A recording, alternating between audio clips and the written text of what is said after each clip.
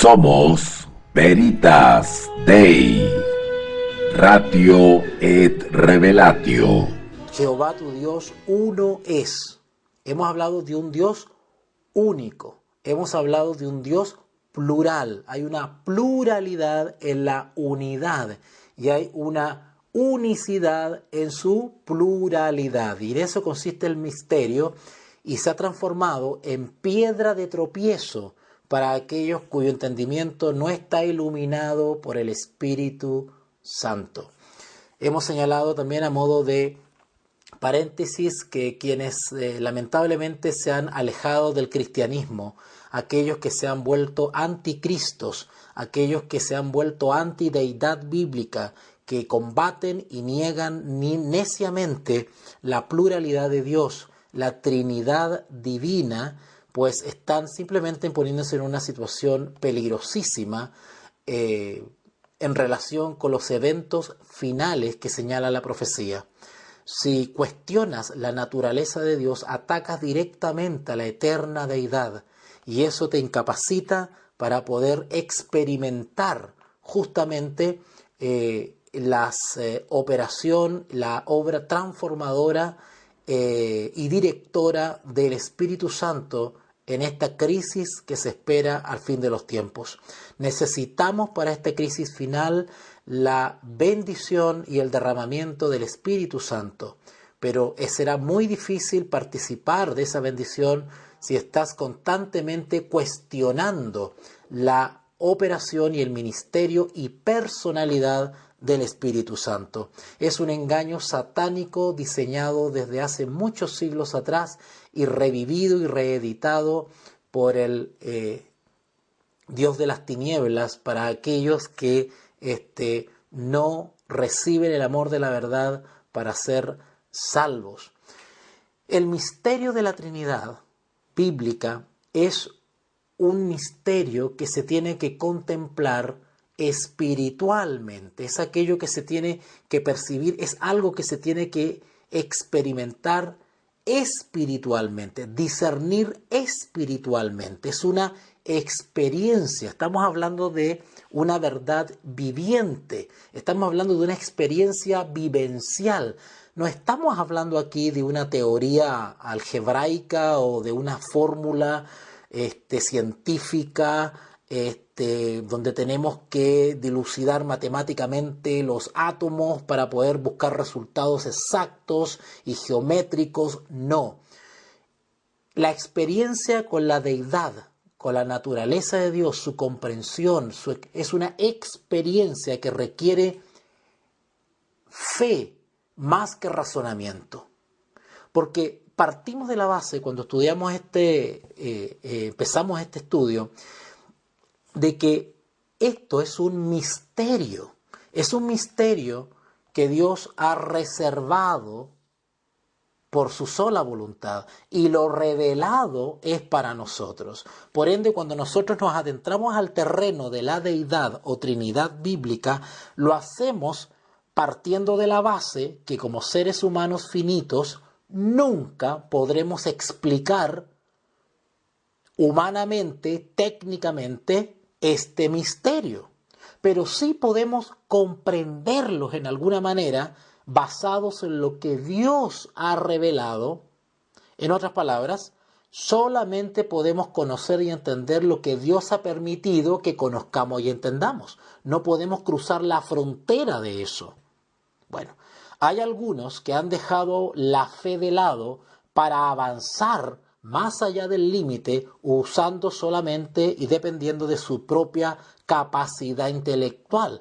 Y han intentado, mediante un raciocinio sin freno, ahondar en los misterios de Dios. Y ahí es donde yerran. ¿Ok?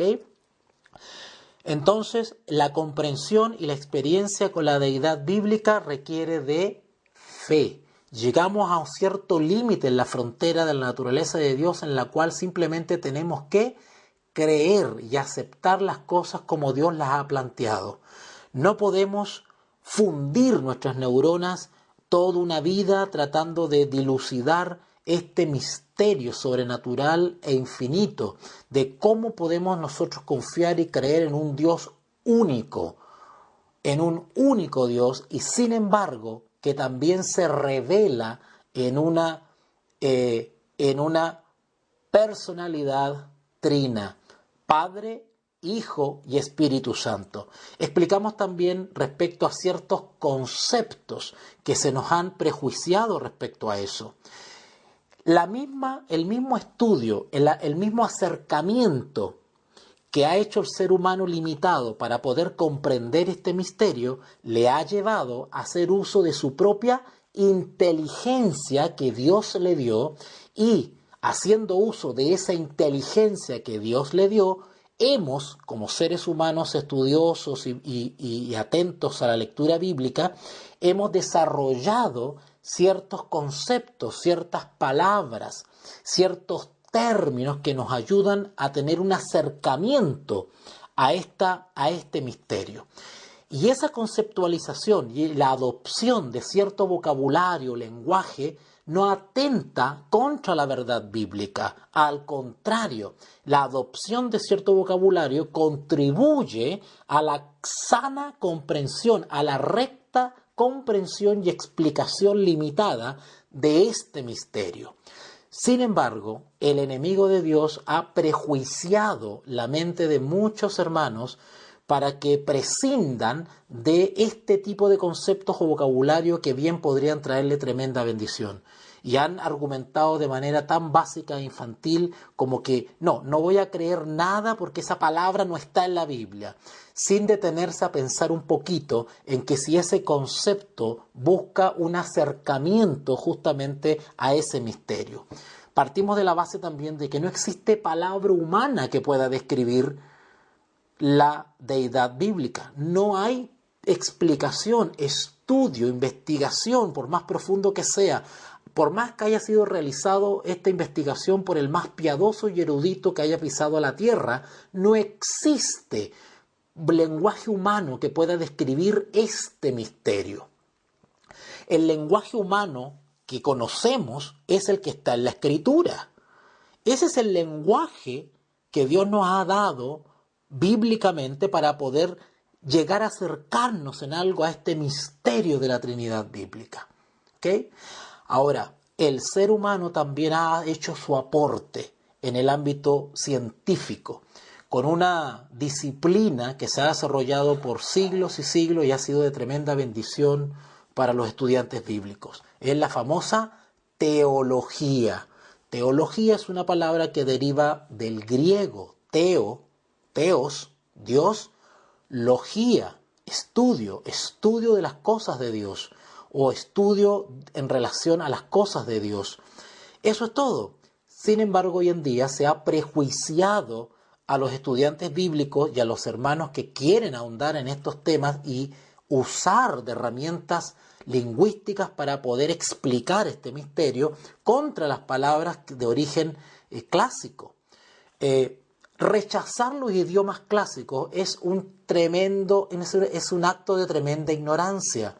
Dios, en su infinita sabiduría, escogió justamente revelar a su Hijo en una etapa histórica donde confluían distintas culturas, y esas culturas a la vez traían sus propios idiomas. El Evangelio fue difundido en griego. Los apóstoles escribieron en griego. Muchos de ellos hablaban el griego. Y después hubo una gran influencia del latín. Entonces, los enemigos de la cristiandad pretenden borrar de la historia y de la cultura todo lo que tenga visos de griego, inculcándole el prejuicio de que todo lo que viene de Grecia es pagano. Eso no es así.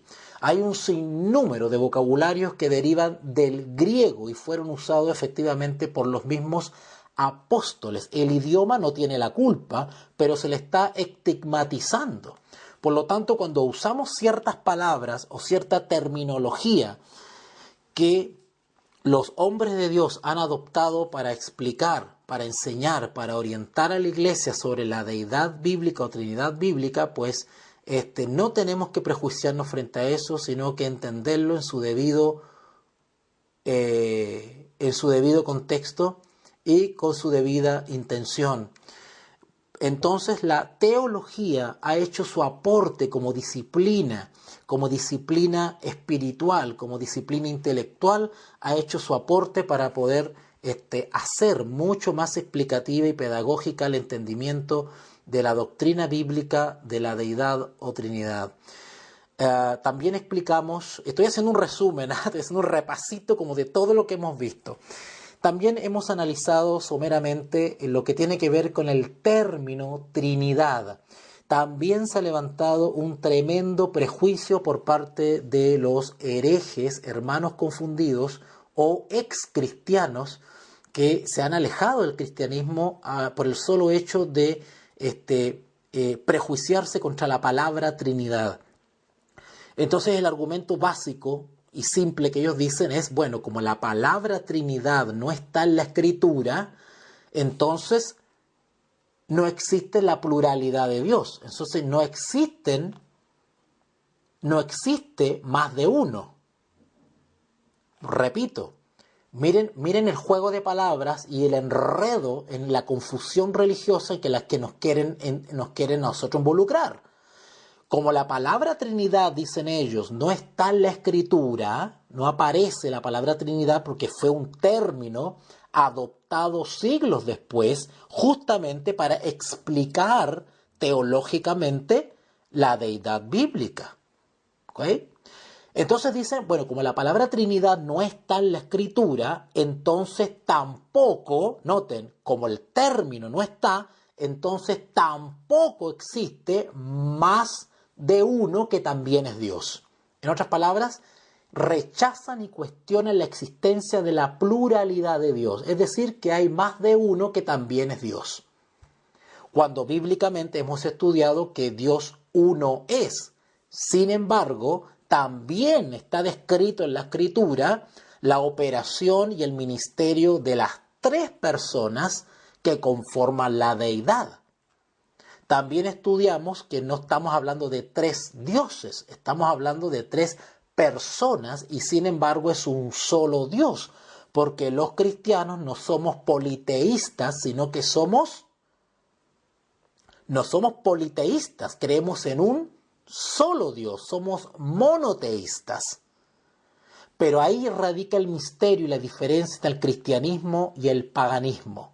El paganismo sí cree en muchos dioses, en más de uno. Ellos también tienen una pluralidad de dioses, pero son dioses falsos que no se acercan ni a los talones a nuestro Dios verdadero. Ellos también han falsificado la Trinidad bíblica o la deidad bíblica. También han generado triteísmo, que se llama. Triteísmo. Es decir, la creencia en tres dioses importantes dentro de la gran pléyade de dioses que tienen los pueblos paganos, ¿vale? Y el diablo, como todo lo falsifica, pues también falsificó las tres personas de la deidad bíblica. También hizo un sucedáneo, por decirlo así. Pero la naturaleza de los dioses paganos no tiene nada que ver, por más que ellos también se inventen una trinidad, y repito, la palabra trinidad simplemente viene de trinitas, que es tres. La palabra trinidad quiere decir tres. Entonces los cristianos, cuando usamos la palabra trinidad, simplemente estamos diciendo, yo creo en tres personas que conforman la deidad. Eso es todo. Al usar la palabra Trinidad, simplemente estamos diciendo, yo creo en tres personas claramente descritas en la palabra de Dios. ¿Ok? Ahora, si tú eres un poquito quisquilloso y no quieres usar una palabra que no está en la Escritura, pues eres libre de hacerlo. Sin embargo, eso no quita que tú creas lo mismo que yo. Tú también crees, tú que no usas la palabra Trinidad, ¿verdad? También crees que la Biblia describe a tres personas. Yo uso la palabra Trinidad porque no es pecado, no es delito, no es paganismo. Y también creo que hay tres personas descritas en la Escritura, ¿vale? Sin embargo, la calumnia y descrédito que hacen los hermanos que han apostatado del cristianismo, pues lanzan una falsa acusación a los cristianos diciendo que por el solo hecho de usar la palabra Trinidad, nosotros nos hemos convertido en paganos porque creemos en tres dioses. Eso no es verdad, es una calumnia. Es una calumnia porque quienes usamos la palabra Trinidad, lo usamos porque creemos, describimos o damos testimonio de que creemos en tres personas que conforman la deidad, pero yo no soy pagano ni politeísta, yo creo en un solo Dios. ¿Vale? Sin embargo, los cristianos que han apostatado de la doctrina bíblica de la Trinidad, pues ellos se sitúan justamente en la posición primero de blasfemos, porque atacan directamente a la naturaleza de Dios cuestionándola y poniendo en duda las tres personas de la deidad. Segundo, ellos se posicionan en el lugar del paganismo porque ya no creen en las tres personas de la deidad, sino que empiezan a creer en uno solo o en dos o simplemente en más. La gran mayoría de ellos creen en dos y desconocen a la tercera persona. Ellos han creado un nuevo Dios de dos personas. O sea, serían una especie de biteístas que creen en dos dioses. Son ellos justamente los que han apostatado del cristianismo y no quienes nos aferramos a la evidencia bíblica de la existencia y operación y ministerio de tres personas. Entonces, en la medida que vamos avanzando en nuestro estudio, vamos a ir desarmando estos prejuicios que han levantado los hermanos confundidos o herejes. Otra cosa que quiero aclarar es que la palabra hereje, yo quiero desarmar un poquito esto porque los hermanos confundidos que han apostatado del cristianismo, pero creen que todavía son cristianos y han descubierto una nueva luz, pues ellos se aprovechan consciente o inconscientemente, a voluntad o involuntariamente, se aprovechan del desconocimiento o ignorancia de muchos cristianos que al no haber ahondado en este tema, pues los sorprenden fuera de base. Entonces, ¿qué sucede? Ellos no usan de la sana interpretación bíblica, sino que ellos se aferran a una lógica que se asemeja a la verdad. Porque la herejía se alimenta de la lógica, la herejía es muy lógica, tiene sentido. Cuando ellos explican y argumentan sus interpretaciones bíblicas, cuestionando la Trinidad bíblica, suenan muy lógicos. Y los textos que usan, pues también suenan muy lógicos. Suenan muy acorde. Pero sin embargo, la herejía radica en el uso de la lógica astutamente y en la mala interpretación bíblica. La naturaleza de la herejía radica en una falsa hermenéutica, una falsa noción, una falsa exégesis, una mala interpretación del texto bíblico y un mal uso de principios de interpretación bíblica, pero que cuentan con mucha lógica. Entonces a nosotros como que nos hace sentido y por ahí pues nos deslizan, nos pillan fuera de base y nos deslizan hacia sus persuasiones. Pero para eso estamos desarrollando este tema, para justamente desarrollar bases sólidas para no ser sorprendidos por nuestros hermanos herejes. Otra acusación falsa de nuestros hermanos herejes es que ellos nos acusan de prácticamente ser católicos porque usamos la palabra hereje, ¿verdad? Bueno, déjenme decirle a nuestros hermanos confundidos que la palabra hereje es bíblica, ¿ok? Es bíblica. Ustedes pueden buscar en cualquier concordancia la palabra herejía o herejías y eso está en la escritura. La palabra hereje es una palabra bíblica. El diccionario de la Real Lengua Española también existe la palabra herejía. No lo voy a desarrollar ahora, pero ustedes pueden ir a cualquier diccionario y buscar qué significa herejía. Ahora, hay muchas palabras que son bíblicas y pues tiene su origen en el idioma griego. Por ejemplo, la palabra ecuménico, la palabra homilía, la palabra hermenéutica, la palabra exégesis, la palabra liturgia. Son palabras que derivan del griego. Sin embargo, la institución católica romana ha hecho de este vocabulario algo característico. Entonces, cuando usted usa la palabra Trinidad, o usa la palabra liturgia, o usa la palabra homilía, o Eucaristía, pues inmediatamente en su subconsciente uno dice, ¡ay, eso es católico! No, no necesariamente. Sí es verdad que esos términos griegos han sido adoptados por el catolicismo. Entonces uno tradicionalmente cuando escucha esas palabras, pues inmediatamente se imagina el catolicismo. Pero las pobres palabras no tienen la culpa, son palabras. Sin embargo, las ha adoptado y son propias del catolicismo, ¿vale? Pero cuando uno va a la etimología, no tenemos que tenerle miedo a esas palabras, ¿ok? Ok. Dicho eso, vamos a ir repasando entonces lo que habíamos visto en la transmisión pasada. Recuerden que hablamos respecto a que creemos en un solo Dios. Sin embargo, este Dios se identifica bíblicamente como Padre. Padre. Y también dijimos que hay más de uno que es Dios. Y lo comprobamos bíblicamente que aparte de Dios el Padre, también tenemos a Dios el Hijo.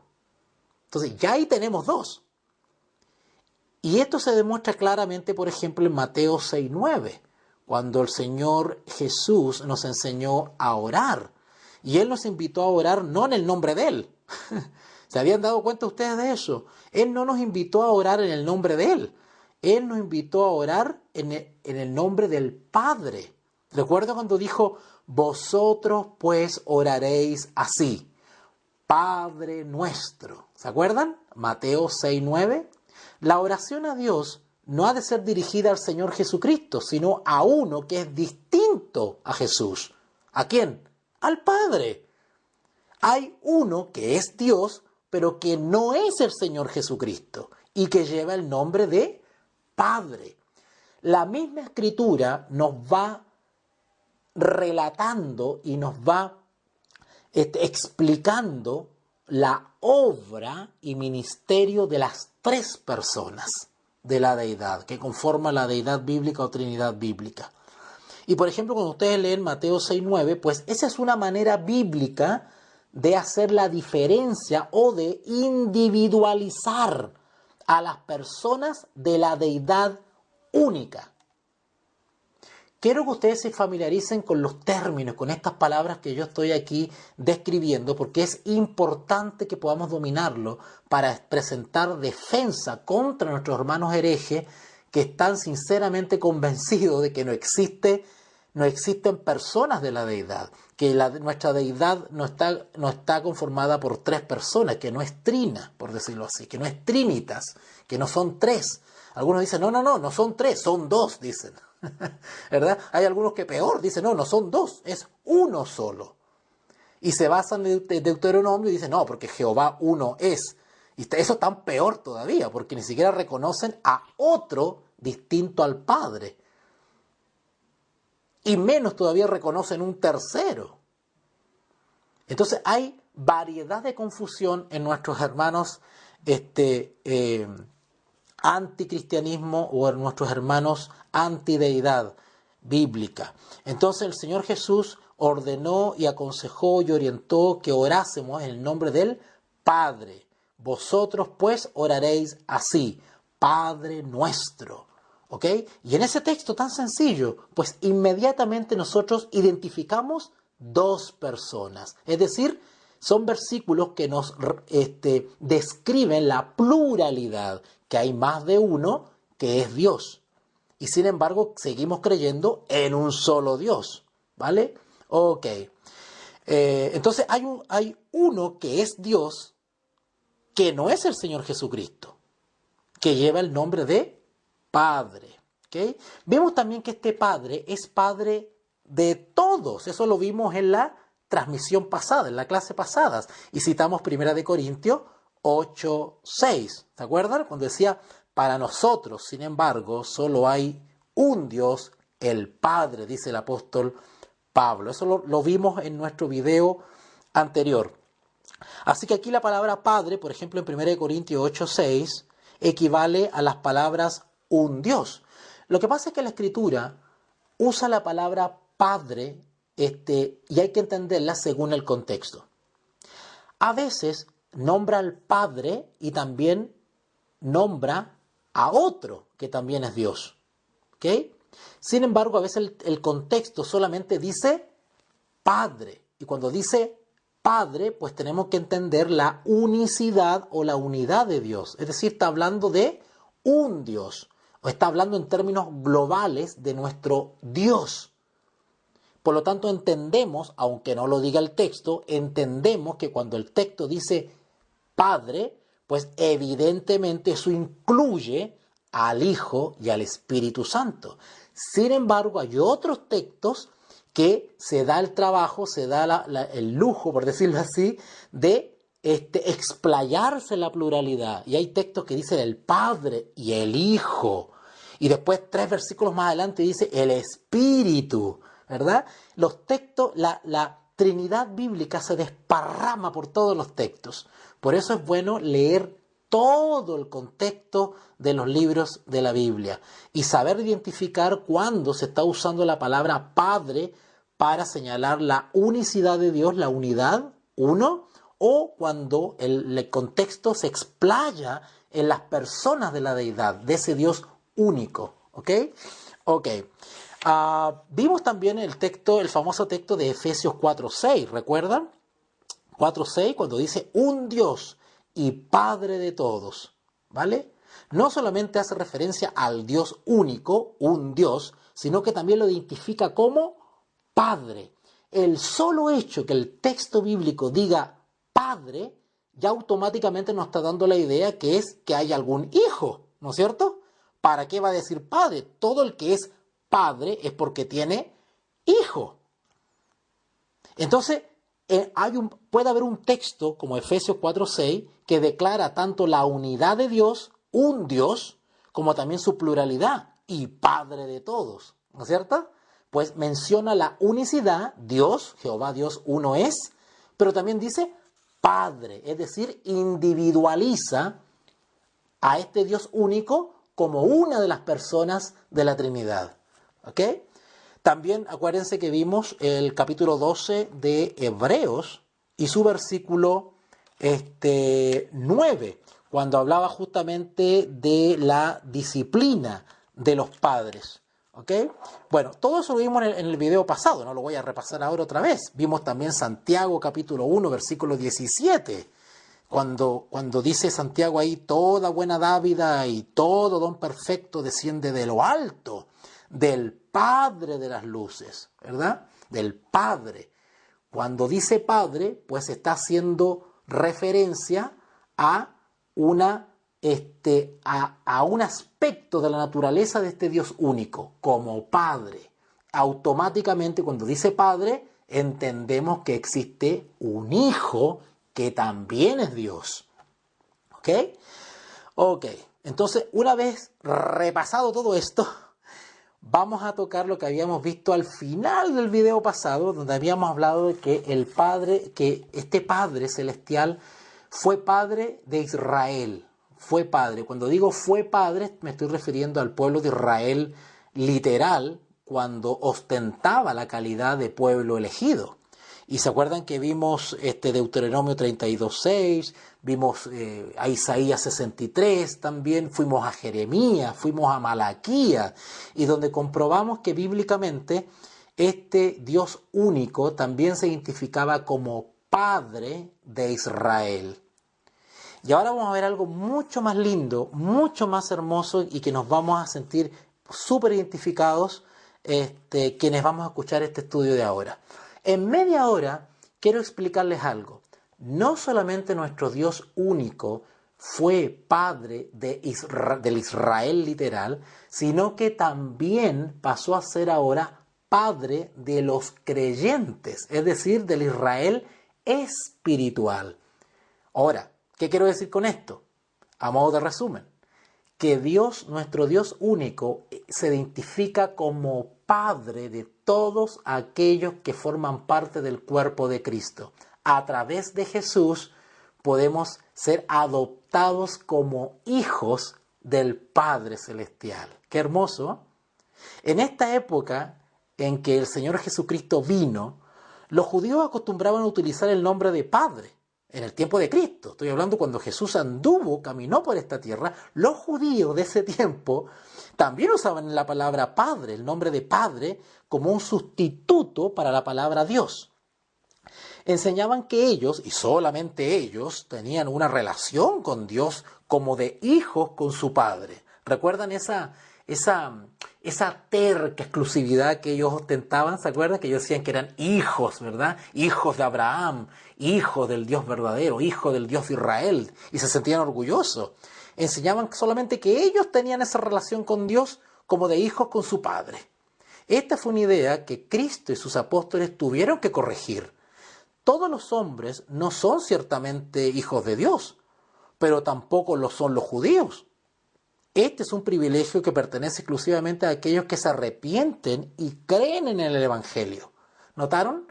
No todos los que se dicen judíos, no todos los que se dicen creyentes o cristianos lo son hijos de Dios.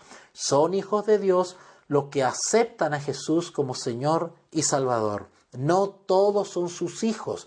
Por lo tanto, nuestro Dios único no es Padre de todos, sino Padre de los creyentes. Solamente los creyentes gozan de intimidad con Dios y el consuelo de su tierno cuidado. Tales personas, y no los judíos, son el verdadero Israel que Dios reconoce. Solamente a ellos les corresponde, por tanto, dirigirse a Dios como Padre. Nosotros, como cristianos que hemos aceptado a Jesús como Señor y Salvador, tenemos por derecho, ¿verdad?, por redención y por adopción, el derecho a dirigirnos al Dios único como Padre. Fue solamente a sus discípulos a quienes Jesús habló de vuestro Padre que está en los cielos. ¿Recuerdan allá en Mateo 5:45? ¿Verdad? Vuestro Padre que está en los cielos.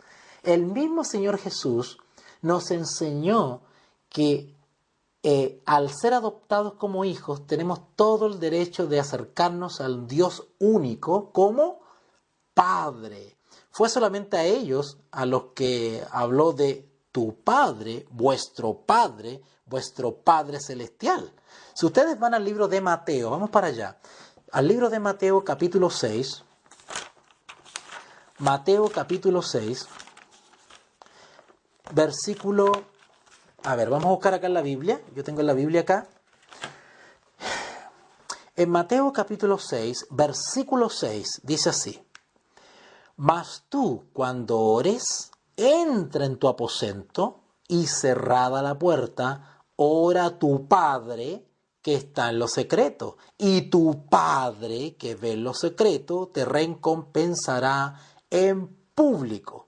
Y si avanzamos, el versículo 8 dice: No os hagáis pues semejantes a ellos, porque vuestro Padre sabe de qué cosas tenéis necesidad antes que vosotros le pidáis. Y si avanzamos otro poquitito en el 14, dice: Porque si perdonáis a los hombres sus ofensas, os perdonará también a vosotros vuestro Padre celestial. Estoy en Mateo capítulo 6 y leí versículos 6, 8 y 14. Si ustedes van a Romanos capítulo 8,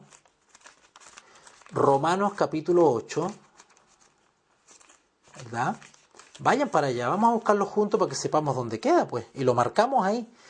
Romanos capítulo 8, versículo 16. 16, dice así: El Espíritu mismo, ¿notaron? Acá se está nombrando a la otra persona que conforma la deidad de nuestro Dios único. ¿Okay? El Espíritu mismo da testimonio a nuestro espíritu de que somos hijos de Dios. ¡Qué hermoso! ¿Se dan cuenta que cuando analizamos toda la Escritura de manera equilibrada y no caprichosa, no buscando los textos que me convienen, sino todos los textos, salta espontáneamente el ministerio y la presencia de las tres personas de la deidad? Leemos en Romanos 8:16. El Espíritu mismo da testimonio. Está hablando del Espíritu Santo. una de las personas que conforman la deidad de nuestro Dios único. Jehová Dios uno es.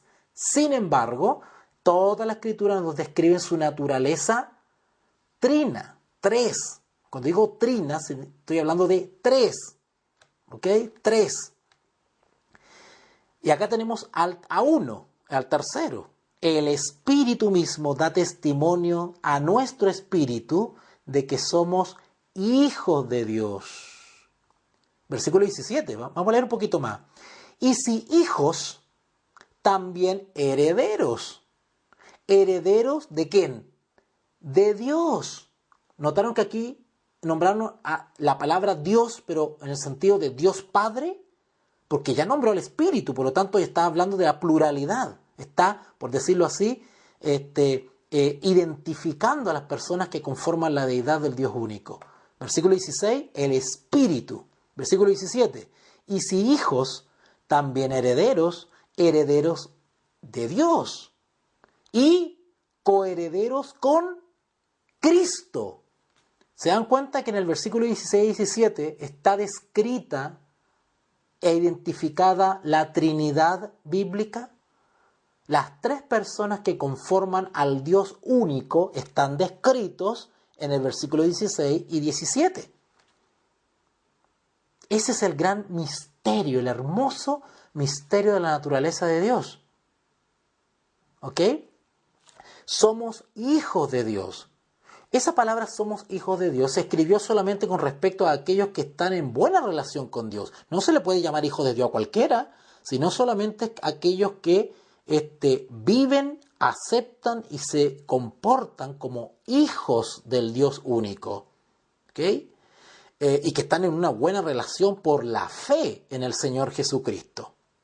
Ser adoptados en la familia de Dios y tenerle a Él como Padre es el mayor privilegio de estos. Y solamente ese privilegio le pertenece solamente a los cristianos. ¿Ok? Porque es un privilegio. Tenemos que sentirnos privilegiados y bendecidos. ¿Ah? Ningún otro puede compartir esa condición de hijos, a no ser que acepte como Salvador a nuestro Señor Jesús. Los cristianos y solamente nosotros podemos regocijarnos jubilosamente diciendo: mirad cuál amor nos ha dado el Padre para que seamos llamados hijos de Dios. ¡Qué hermoso!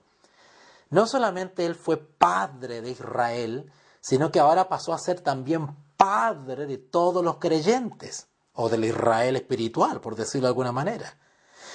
Y lo más hermoso de todo, no solamente es Padre de los creyentes, sino que también nuestro Dios único es Padre del Señor Jesucristo.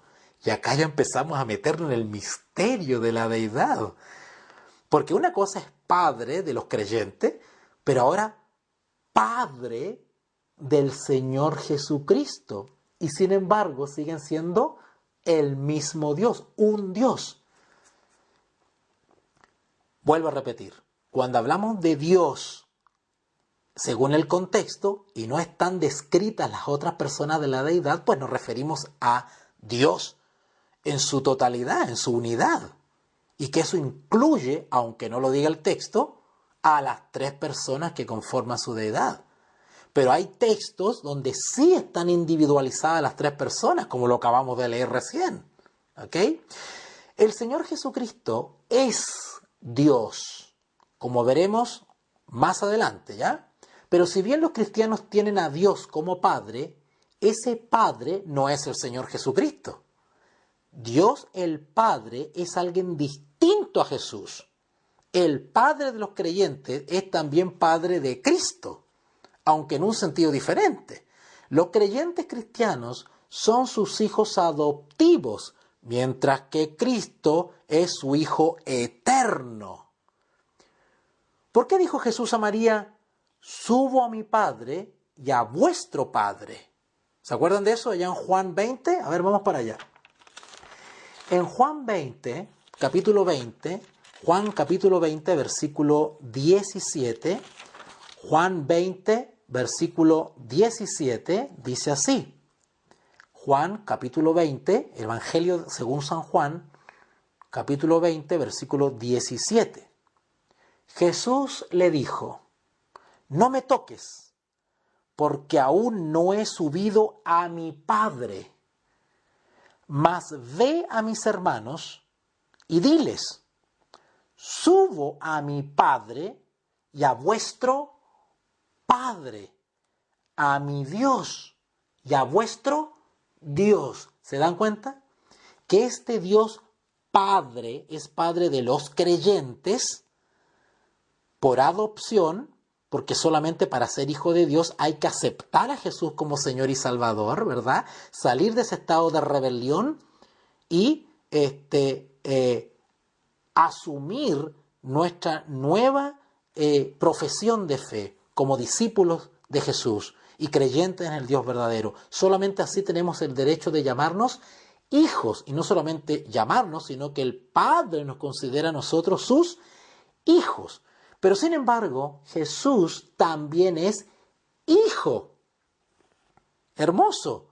Pero la diferencia es que es un hijo eterno, que es desde la eternidad, desde las edades sin fin, desde más allá de la creación. Es su hijo eterno. ¿Ok? ¿Por qué Jesús nos dijo en el texto, subo a nuestro Padre? ¿Notaron que Jesús hizo la diferencia ahí?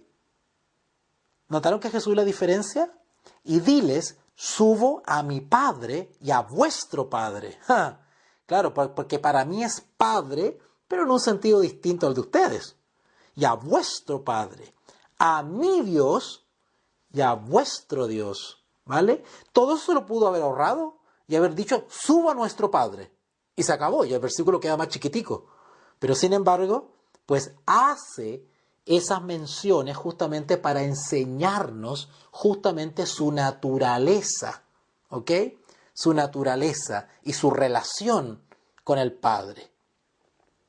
Sus palabras nos muestran que Dios es el Padre de ambos, pero las palabras están expresadas de tal manera que subrayen que Dios es Padre para Cristo de una forma que no lo es para nosotros.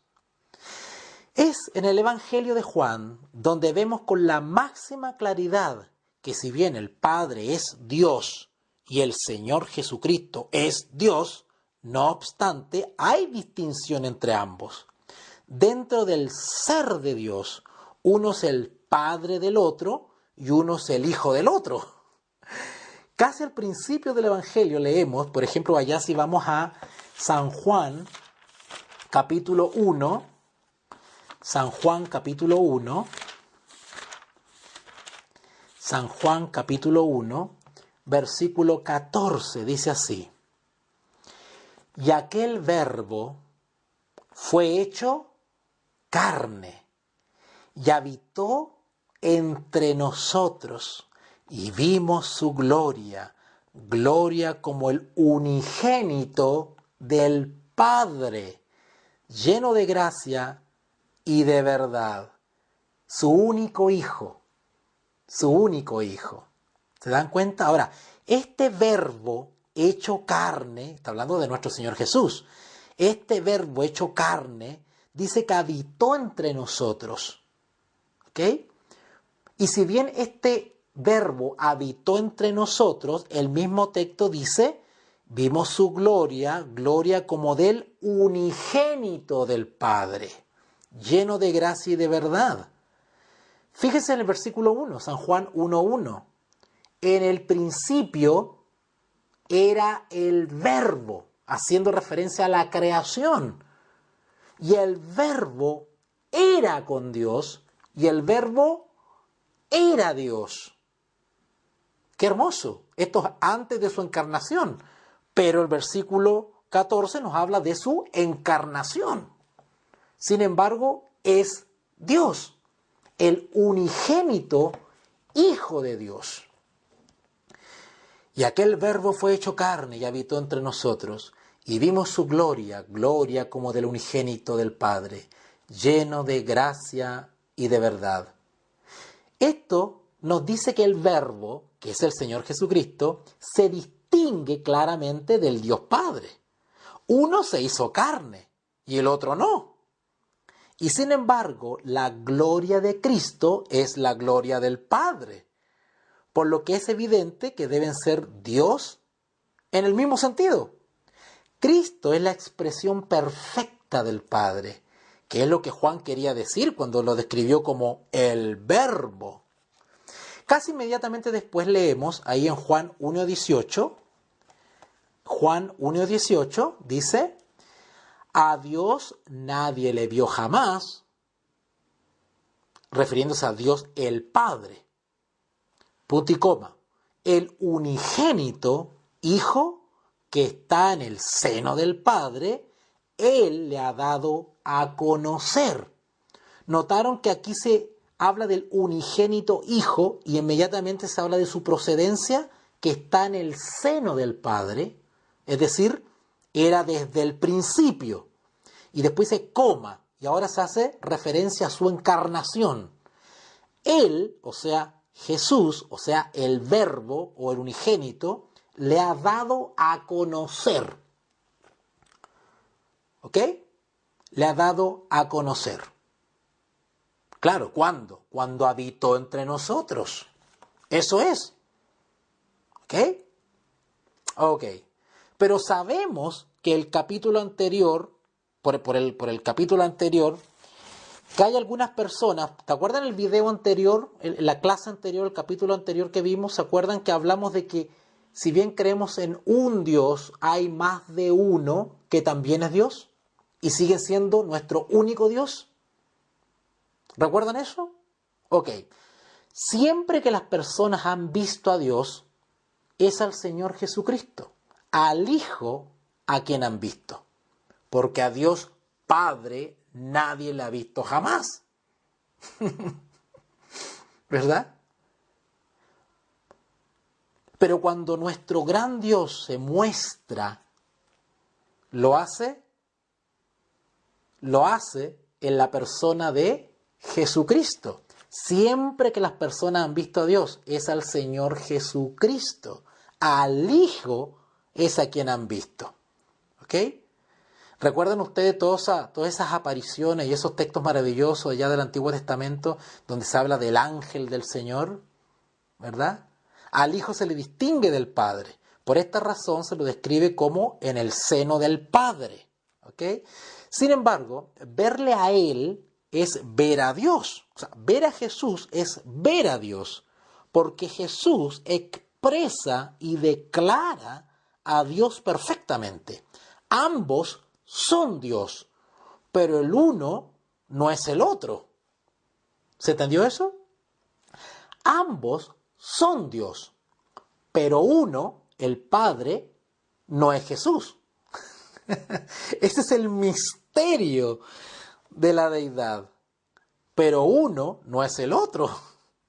Y sin embargo, es uno. ¡Wow! No obstante, no hay sino un Dios viviente y verdadero. No debemos pensar que hayamos sido privados de algo por no haber visto al Padre. Jesús anuncia ante el mundo: yo y el Padre, uno somos. Allá en San Juan 10:30, ¿recuerdan?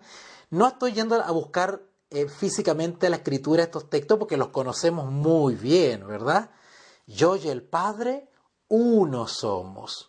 O cuando dice ahí en San Juan 12:45, el que me ha visto a mí, ha visto al Padre.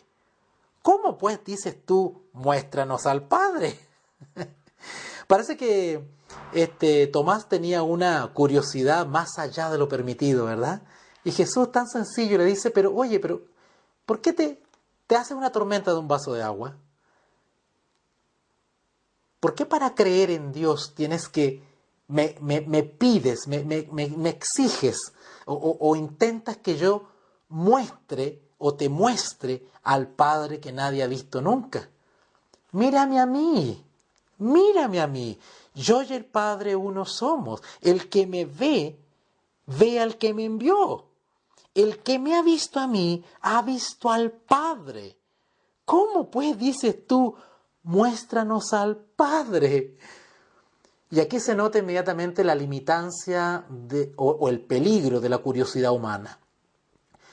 Tomás tenía la curiosidad de tener alguna evidencia física. Sin embargo, Jesús no estaba apuntando a eso cuando le decía: el que me ha visto a mí, ha visto al Padre. La importancia no estaba en la apariencia, sino que estaba justamente en el ser de Jesús.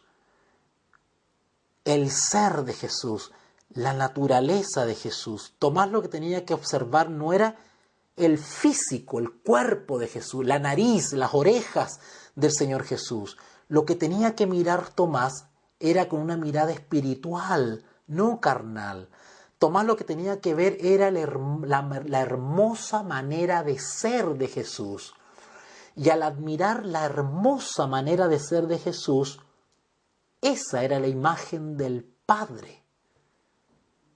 Jesús hubiese venido, no importa la apariencia física del Señor Jesús, quizás era delgado, algo robusto, bajito, alto, ojos claros, ojos oscuros, no sabemos.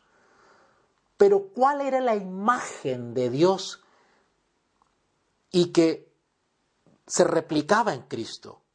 Era la hermosura de su ser, de su persona, su personalidad. Era la imagen de Dios que tenía que mirar Tomás. Porque la apariencia física en la deidad pasa a segundo plano. Cuando la Escritura habla de la imagen de Dios, está hablando de una personalidad reflejada o replicada en sus hijos, o en este caso, en la persona de Jesús. De ahí las palabras de San Juan 14:9, cuando se dice: el que me ha visto a mí, no necesariamente físicamente, sino que ha captado. En otras palabras, Jesús le está diciendo: el que ha captado mi personalidad, mi manera de ser, ha visto al Padre. Porque Dios es amor y yo he reflejado ese amor en mi conducta, en mi testimonio, en mi vida, en mi relación contigo, Tomás. Te he mostrado al Padre. El que me ha visto a mí, ha visto al Padre. ¿Cómo pues dices tú, muéstranos al Padre? Cuando Jesús habló en términos tan íntimos acerca de Dios el Padre, los judíos procuraron matarle. ¿Se acuerdan ustedes allá en San Juan 5? A ver, vamos para allá.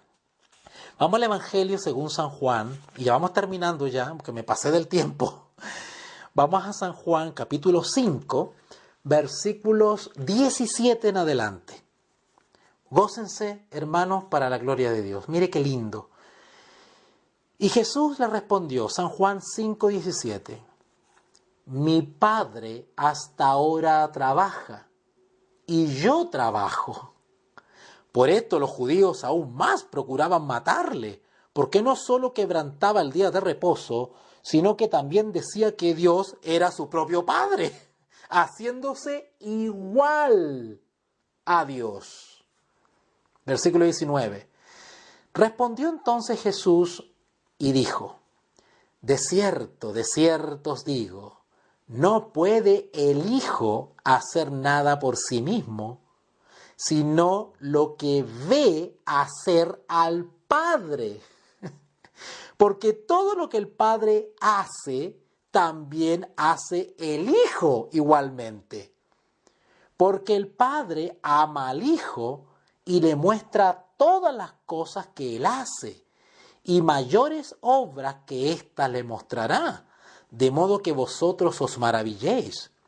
Porque como el Padre levanta a los muertos y les da vida, así también el Hijo a los que quiere da vida.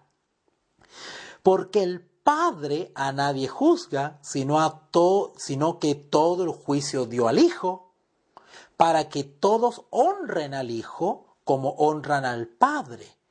El que no honra al Hijo, no honra al Padre que le envió. De cierto os digo, el que oye mi palabra y cree al que me envió, tiene vida eterna, y no vendrá a condenación, mas ha pasado de muerte a vida. De cierto os digo, viene la hora, y ahora es, cuando los muertos oirán la voz del Hijo de Dios, y los que la oyeren vivirán. Porque como el Padre tiene vida en sí mismo, así también ha dado al Hijo el tener vida en sí mismo. Y también le dio autoridad de hacer juicio, por cuanto es el Hijo del Hombre. No os maravilléis de esto, porque vendrá hora cuando todos los que están en los sepulcros oirán su voz. Y los que hicieren lo bueno saldrán a resurrección de vida, mas los que hicieron lo malo a resurrección de condenación. No puedo yo hacer nada por mí mismo, según oigo, así juzgo, y mi juicio es justo, porque no busco mi voluntad, sino la voluntad del que me envió, la del Padre. Si yo doy testimonio acerca de mí mismo, mi testimonio no es verdadero.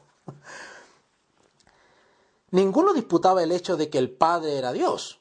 Todos los judíos estaban de acuerdo con eso. Esto nunca había sido puesto en duda. Pero el lenguaje de Jesús implicaba claramente que Él se consideraba igual al Padre, igual a Dios. Ellos sabían que solamente había un Dios y que el Padre era ese Dios. A pesar de los indicios en el Antiguo Testamento que ya hemos visto en videos pasados, los judíos no podían concebir que más de uno también fuese Dios. Por eso no reconocían a Jesús. ¿Sabían ustedes, hermanos que me escuchan, que hoy en día está sucediendo lo mismo? Hay personas que se dicen cristianas y están pensando como los judíos. Están pensando de manera limitada, sin discernimiento, como José de Arimatea. Perdón, como Nicodemo. ¿Se acuerdan que Nicodemo no entendía el ministerio y la operación del Espíritu Santo? Era inconcebible, racionalmente era difícil que él entendiese cómo un tal Espíritu Santo iba a provocar o podría transformar la vida de las personas. Si apenas reconocía a Cristo solamente como un buen maestro, ¿verdad? Venido de Dios, así le decía Nicodemo a Jesús, menos iba a reconocer a un tercero que conformaba la deidad. La eterna deidad se estaba revelando en su plenitud en los días de Cristo. Pero para eso no había que invertir en lógica y razonamiento. No había que hacer realmente un esfuerzo intelectual. Eso lo intentó hacer Nicodemo. Recuerden cuando empezó a racionalizar y dijo, a ver, 2 más 2, sí, me da 4 o me da 5. A ver, ¿cómo puede un hombre siendo viejo otra vez entrar en el vientre de la madre y volver a nacer? Nicodemo estaba racionalizando todo, pero Jesús le estaba enseñando que para entender el misterio de la deidad no había que entrar a un raciocinio extremo, sino que había que creer por la fe. Os es necesario nacer de nuevo. El Espíritu va y viene de donde viene, y no sabéis. Así es todo aquel que es nacido del Espíritu. De igual manera, todos aquellos que queremos experimentar y comprender hasta donde Dios ha revelado el misterio de la Trinidad, tenemos que hacerlo experimentando la obra transformadora y el discernimiento que el Espíritu Santo obra en nuestro intelecto. El Espíritu Santo ilumina, allana la capacidad racional del ser humano. Pero no podemos divorciarnos de la dirección y la asesoría del Espíritu para irnos independientemente con nuestro solo raciocinio para poder entender la eterna deidad. Muchos están errando en eso. Algunos solamente creen en un Dios verdadero y desconocen el ministerio bíblico del Hijo y del Espíritu Santo. Otros solamente reconocen al Hijo e ignoran el ministerio y operación de la persona del Espíritu Santo. Están cayendo en el síndrome de Nicodemo. La mera idea de una pluralidad en la divinidad era algo que les resultaba inaceptable a los judíos. ¿Cómo nuestro Dios, oh Israel, Jehová uno es? ¿Cómo ahora pueden ser tres? ¿Cómo? ¿Que se hizo hombre? ¿Cómo? ¿Que se hizo carne, que habitó entre nosotros? Y más encima, es desde el principio de la creación. ¿Cómo es eso? Blasfemo, le decían a Jesús. Y después que Jesús no estaba y había ascendido, se cumplió la promesa de Jesús cuando dijo: no os dejaré huérfanos, enviaré a otro que estará con vosotros hasta el fin del mundo. Menos lo creían todavía los judíos. La mera idea de una pluralidad en la divinidad era algo que les resultaba inaceptable. Comprendían que Jesús reivindicaba ser igual a Dios, y esto significaba para ellos que Él afirmaba ser un Dios. ¿Cómo lo entendían los judíos? Que era otro Dios. ¿Se dan cuenta? Entonces era como paganismo, era como politeísmo. Así lo estaban entendiendo. Eran tan torpes de entendimiento que ellos, en vez de seguir firme en la unidad de Dios, Dios uno es, pero también reconocer a las personas de la deidad, pues ellos se encerraban en la idea de que era un Dios. Y como apareció otro llamado Jesús que afirmaba también ser Dios, ellos ¿cómo interpretaban eso? Eso es paganismo, es blasfemia. Es un simple hombre y se está haciendo Dios. Para ellos esto era una blasfemia, lo cual explica por qué querían matarle. Se aferraban tan ferozmente a la deidad del Padre que no podían concebir la deidad del otro. Si ustedes van, y con esto sí termino, ahora sí, miren que me entusiasma, me apasiona esto. Vamos a San Juan capítulo 8, avancemos un poquito. Con esto terminamos, ¿vale? San Juan capítulo 8, versículo 53. Qué hermoso, está todo aquí en la Escritura, hermano. San Juan capítulo 8, versículo 53. En adelante. Leamos. Juan capítulo 8, versículo 53. ¿Eres tú acaso mayor que nuestro padre Abraham, el cual murió? Y los profetas murieron. ¿Quién te haces a ti mismo? Respondió Jesús: si yo me glorifico a mí mismo, mi gloria nada es. Mi Padre es el que me glorifica, el que vosotros decís que es vuestro Dios. Pero vosotros no le conocéis, mas yo le conozco. Y si dijere que no le conozco, sería mentiroso como vosotros. Pero le conozco y guardo su palabra. Abraham, vuestro padre, se gozó de que había de ver mi día, y lo vio, y se gozó. Entonces le dijeron los judíos: ¿aún no tienes 50 años y has visto a Abraham? ¿Notaron la respuesta de los judíos que racionalizaban? Todo lo hacían sin el espíritu, sin discernimiento. Pero Jesús enseñaba que había que experimentar o discernir espiritualmente el misterio de la deidad. Versículo 58. Jesús les dijo: de cierto os digo, antes que Abraham fuese, yo soy. ¡Wow! Y confirma las palabras de San Juan 1:1. Era el verbo, era el principio. El principio era con Dios. ¡Qué hermoso! Versículo 59. Tomaron entonces piedras para arrojárselas, pero Jesús se escondió y salió del templo, atravesando por en medio de ellos. Los judíos estaban equivocados acerca de lo segundo, como vamos a ver en una transmisión posterior, pero no estaban equivocados respecto al Padre, ¿vale? Los judíos, estaban bien en cierto aspecto de la deidad, porque ellos creían de todo corazón que, oh Israel, Jehová uno es. Pero ¿dónde estaban errando? En discernir a otro que también es Dios. Y peor aún, tropezaron con el otro, con el tercero, que era el ministerio del Espíritu Santo. Y por eso terminaron siendo abandonados por Dios. Ellos escogieron apostatar. Y la historia ya es sabida de lo que sucedió y cómo dejaron de ser el pueblo exclusivo de Dios, crucificando al Mesías por su ceguedad, por no discernir, por no aceptar a Jesús como el Mesías. Y por lo tanto, se privaron y quedaron excluidos de la experiencia espiritual que les hubiese llevado a seguir siendo el pueblo escogido de Dios.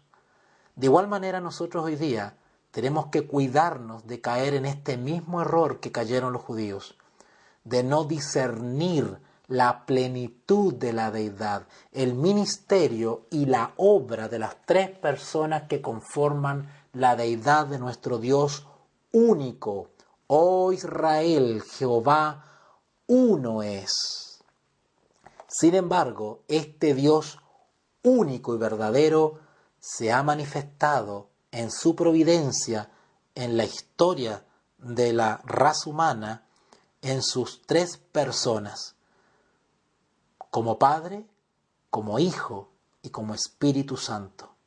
Los tres grandes poderes del cielo, preocupados y activamente movilizándose para nuestra redención.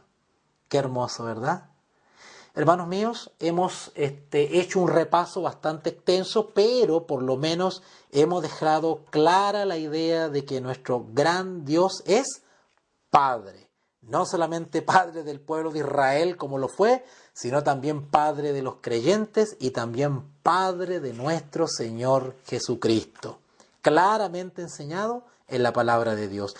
Nuestra próxima transmisión la haremos y comenzaremos derechamente a hablar de la segunda persona de la eterna deidad, nuestro Señor Jesús. Vamos a hablar de nuestro Señor Jesús como el Hijo de Dios y también como Dios, ¿vale?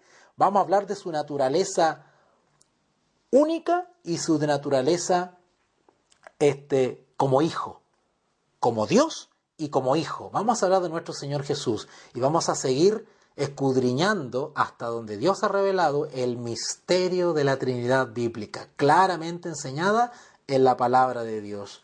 Vamos a orar entonces para darle gracias al Señor y despedirnos para que...